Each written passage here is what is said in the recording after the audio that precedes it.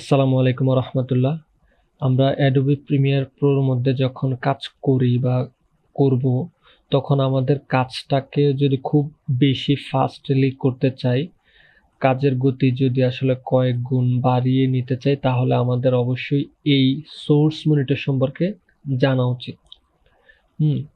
আমি এখানে একটা ফুটেজ নিলাম। এখানে আমি বিন ক্রিয়েট করে নিয়েছি আমার প্রজেক্ট ফাইলে। জাস্ট সিম্পলি এখানে এনে আমি ফুটেজটা রাখছি। তো এই ফুটেজের উপরে যখন ডাবল ক্লিক দিব, তখন এখানে একটা মনিটর ওপেন হবে সোর্স মনিটর নামে। এখানে দেখতে পাচ্ছেন। তো এখানে একটা জিনিস আসছে সাইডে বর্ডার। আমি এটা একটু রিমুভ করি, তাহলে বুঝতে সুবিধা হবে। তো দেখেন, আমি যখন এখানে ডাবল ক্লিক করলাম, তখন এই মনিটরটা ওপেন হলো। এখানে মূলত বেশ কয়েকটি অপশন আছে। এই অপশনগুলো সম্পর্কে যদি জানি, তাহলেই আমরা আমাদের কাজের গতিটাকে কয়েক গুণে বাড়িয়ে নিতে পারবো। তো বিশেষ করে এই দুইটা আর এখানে যেগুলো আছে ওগুলা। শুরুতেই দেখেন, প্রথম যে অপশনটা, এটা হচ্ছে ভিডিও।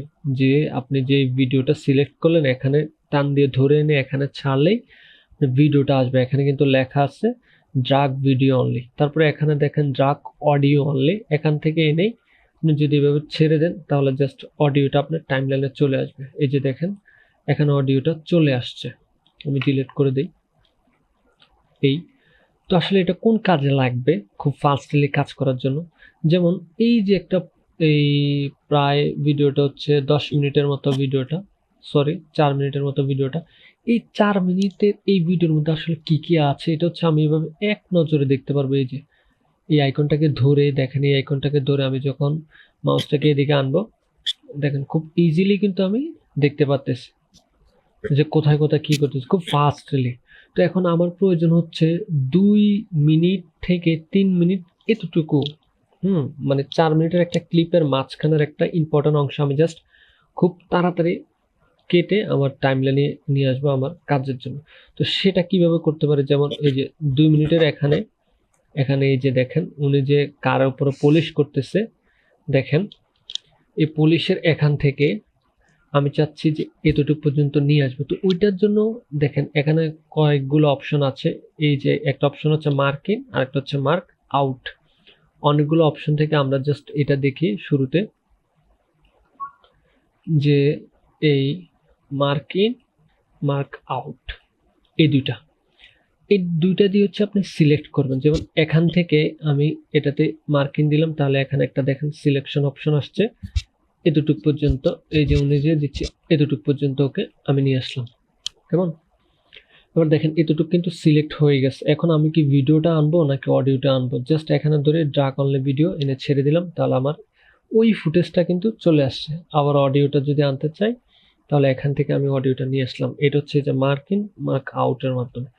এর পাশাপাশি দেখেন এখানে একটা অপশন আছে যে মার্জিন, সেফ মার্জিন। এটা দিয়ে মূলত আপনি একুরেট একটা মানে মাপকাঠি পাবেন আর কি আপনার কাজের ক্ষেত্রে। বাট এটা এখানে খুব বেশি কাজে আসে না, তো এটা খুব একটা ইউজ হয় না। জাস্ট এখান থেকে এই দুইটা।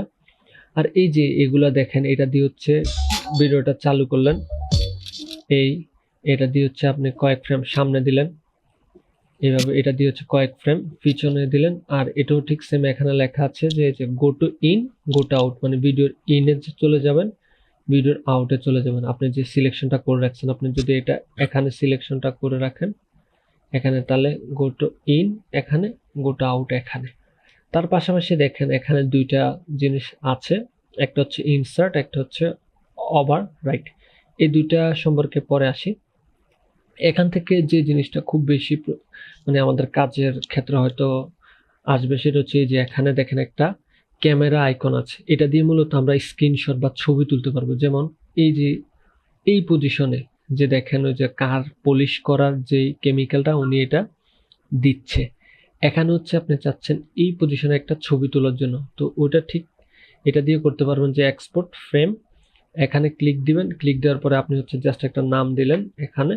এটা কোন ফরম্যাটে, এটা কি জেপিজি নাকি পিএনজি নাকি আরো যেগুলো আছে বিএমপি, এরপর ডিপিএক্স, জিআইএফ, কোন ফরম্যাটে অ্যাকচুয়ালি আপনি সেভ দিতে চাচ্ছেন। তো আমাদের যেহেতু ছবি, ওই হিসাবে জেপিজি তারপরে এখানে হচ্ছে আপনি ব্রাউজার মানে কোথায় সেটাকে সেভ দিবেন ওইটা আপনি লোকেশনটা করে দিবেন, দেন ওকে ক্লিক দিলেই হচ্ছে আপনার যে ছবিটা কিন্তু এখানে তোলা হয়ে গেছে। যে দেখেন এখানে এই যে ঠিক এই পজিশন হচ্ছে আপনার ছবিটা মানে স্ক্রিনশট বা ছবি যেটা এবং সেটা ক্রিয়েট হয়ে গেছে।